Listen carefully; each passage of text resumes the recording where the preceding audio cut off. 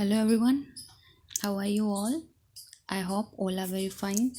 So चलिए हम aromaticity कर रहे थे, उसमें हमने लास्ट लेक्चर में क्या किया था, एनुलिन्स किया था.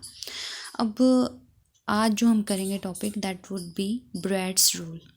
ओके, तो देखिए कई बार हमारे क्या होते हैं, ब्रिजिंग कंपाउंड्स होते हैं, ठीक है, और bridging compounds containing the double bond, ठीक है. एंड बहुत सारी पॉसिबिलिटीज़ होती है कि हम उस डबल बॉन्ड को in between two carbon atoms कहीं भी रख सकते हैं.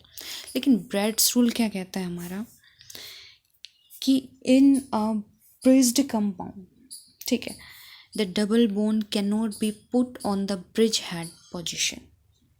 ठीक है, तो ब्रैड रूल हमारा क्या कहता है कि according to this rule the formation of double bond is not possible at the bridge head position. ठीक है, unless the ring is much larger. Okay, means अगर हमारी रिंग बहुत ही बड़ी हो जाएगी तो वहाँ पे मे भी थोड़ी बहुत पॉसिबिलिटी हो जाए to form the double bond at the bridge head position, but generally the double bond cannot be formed at the bridge head position. Okay, why? तो चलिए एक एग्जाम्पल लेके चलते हैं हम. नोरबोर्निन का example. Okay, this is norbornene. ठीक है, अब इसमें क्या है, हमारा एक कार्बन कार्बन डबल बॉन्ड है. ठीक है, इस कार्बन कार्बन डबल बॉन्ड को हम और कैसे प्लेस कर सकते थे,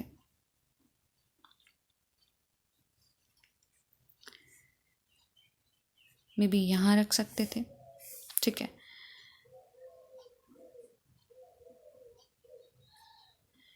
मे बी इस डबल बॉन्ड को हम यहाँ रख सकते थे, दिस वन.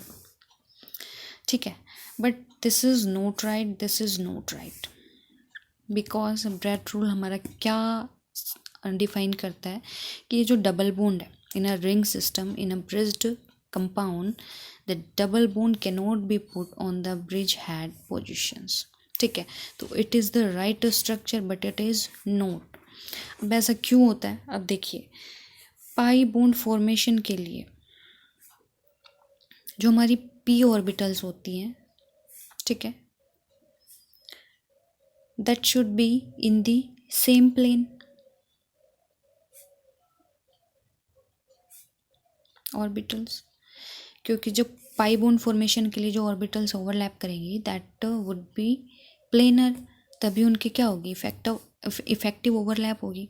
ठीक है, लेकिन यहाँ पे अगर हम ब्रिज हेड पोजीशन के ऊपर रखते हैं, ठीक है, तो जो हमारी पी ऑर्बिटल्स हैं ब्रिज हेड की, और ये जो हमारा sp3 कार्बन होगा, ठीक है, sorry sp2 carbon not sp3. ठीक है, तो हमारे ये जो दो कार्बन एटम्स हैं means at the bridge head position and adjacent to it, इनकी जो पी ऑर्बिटल्स होंगी वो क्या होंगी, एक दूसरे के ऑर्थोगोनल होंगी. ठीक है, इसकी P orbital would be like this.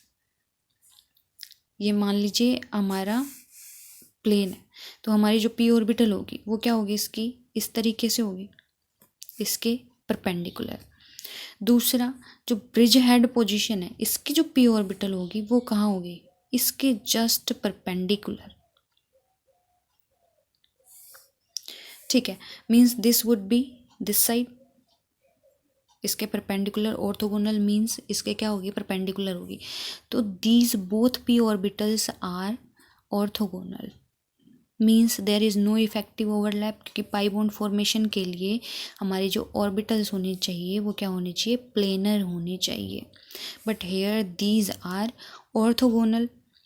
ठीक है, अब ऑर्थोगोनल होंगी तो क्या होगा, हमारा ये बॉन्ड फॉर्मेशन पॉसिबल नहीं होगी.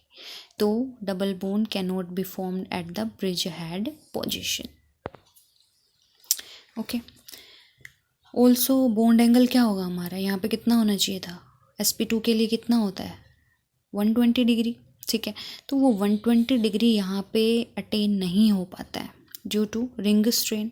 जबकि यहाँ क्या होगा, इजीली हम 120 डिग्री को अटेन कर सकते हैं। और यहाँ पे जो पी ऑर्बिटल्स ओवरलैप करेंगी वो भी क्या होंगी, एक दूसरे के पैरेलल होंगी, मींस एक ही प्लेन में होंगी।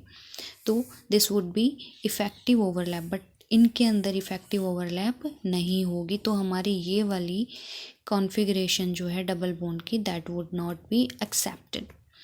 ठीक है, तो ब्रेड्स रूल क्या कहता है हमारा कि according to this rule the pi bond और you can say double bond can not be formed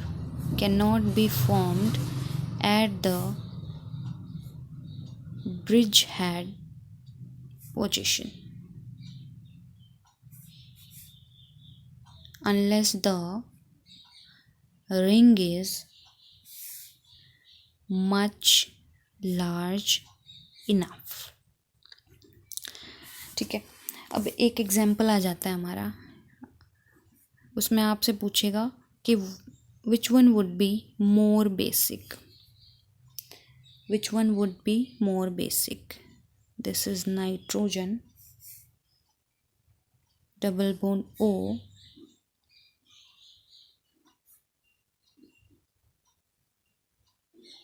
here nitrogen and double bond O। ठीक है, अब इसके अंदर हमारा क्या पूछेगा, हाइड्रोजन हो रहेगा, which one would be more basic. ठीक है, दिस वन और दिस वन। अब देखिए यहाँ पे जो हमारा नाइट्रोजन है, ठीक है, ये जो नाइट्रोजन है इसका लोन पेयर और ये जो नाइट्रोजन है इसका लोन पेयर कॉन्जुगेशन में जाएगा किसके साथ, इस C डबल बॉन्ड O के साथ। Means this will go there, this will go there, ये यहाँ और ये यहाँ। ठीक है, तो अगर ये कॉन्जुगेशन में जाएगा तो यहाँ पे क्या बनेगा, डबल बॉन्ड की फॉर्मेशन होगी। ठीक है, मीन्स इसकी जो रेजोनेटिंग स्ट्रक्चर होगी that would be an O negative double bond N positive. और यहाँ पे जब इसकी स्ट्रक्चर बनेगी रेजोनेटिंग,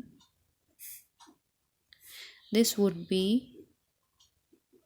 एन O नेगेटिव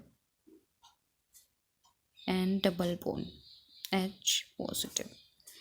ठीक है, तो अब क्या हो गया, इस स्ट्रक्चर में जो डबल बॉन्ड आया वो ब्रिज हेड पोजीशन पे आया। ठीक है, मीन्स ये जो स्ट्रक्चर होगी हमारी, दिस इज नॉट एक्सेप्टेबल।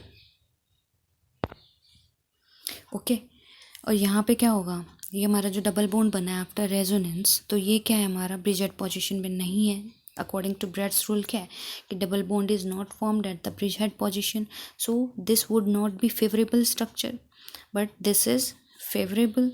यहाँ पे क्या होगा, ये इजीली रेजोनेंस में चला जाएगा। अब बेसिक स्ट्रेंथ बतानी है हमने इन दोनों में से कि कौन ज़्यादा बेसिक होगा। तो बेसिक कौन होगा, जो इजीली क्या करेगा, loan pair of electrons donate कर देगा। अब जब यहाँ के इलेक्ट्रॉन्स इसके साथ कॉन्जुगेशन में चले गए, means these are not easily available for donation because these are participating in the conjugation। But यहाँ पे जो ब्रिज हेड नाइट्रोजन है उसके जो लोन पेयर ऑफ इलेक्ट्रॉन है that are not participated in conjugation, so these are easily available for donation. तो यहाँ पे बेसिक स्ट्रेंथ किसकी ज़्यादा हो जाएगी, हमारी इस सिस्टम की ज़्यादा हो जाएगी। ठीक है, रीज़न क्या हो जाएगा, क्योंकि यहाँ पे ये कॉन्जुगेशन के अंदर पार्टिसिपेट नहीं कर पाएगा, क्योंकि according to Bredt's rule the double bond is not formed at the bridge head position. Okay, so this is forbidden structure।